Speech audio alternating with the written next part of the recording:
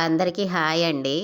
ఈరోజు మన రెసిపీ వచ్చేసి సోయాబీన్ కర్రీ ఎలా చేయాలో చూద్దామండి. ముందుగా అయితే మనము సోయాబీన్ తీసుకోవాలి. ఒక గ్లాసు వాటర్ వేసేసి కొద్దిగా సాల్ట్ వేసుకొని స్టవ్ పై మరిగించుకోవాలండి. ఒక పొంగొచ్చాక స్టవ్ ఆఫ్ చేసేసుకొని నీళ్లు వార్చేసుకుందామండి. ఇలా చల్లారాక నీళ్ళని గట్టిగా పిండేసుకోవాలండి. సోయాబీన్లో అసలు నీళ్లు ఉండకుండా చూసుకోవాలండి. ఇలా మొత్తం తీసేసాక మళ్ళీ గిన్నెలో వేసేసుకొని ఒక కప్పు వరకు పెరుగు వేసుకుందాము. హాఫ్ టీ స్పూన్ పసుపు, రుచికి సరిపడా ఉప్పు, కారము, 1 టీ స్పూన్ అంత ధనియా పౌడరు, 1 టీ స్పూన్ అల్లం వెల్లుల్లి పేస్టు, ఒక 2 పచ్చిమిర్చి చీలికలు, 2 టేబుల్ స్పూన్ల వరకు కసూరి మేతి వేసి మసాలాలు బాగా పట్టించాలండి.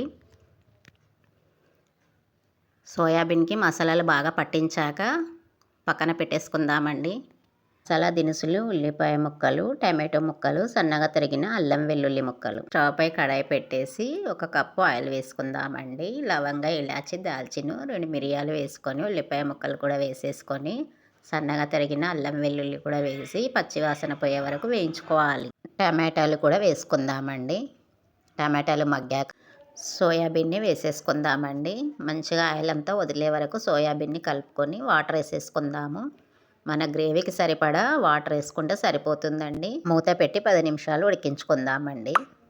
మళ్ళీ మూత తీసి చూద్దామండి. గ్రేవీ దగ్గరికి వచ్చేసేసింది. దింపే ముందు కొంచెం కొత్తిమీర వేసుకొని కలిపి దింపేసుకోవడమేనండి. రైస్, చపాతీ, పరాటా ఇందులోనైనా తినేయొచ్చండి.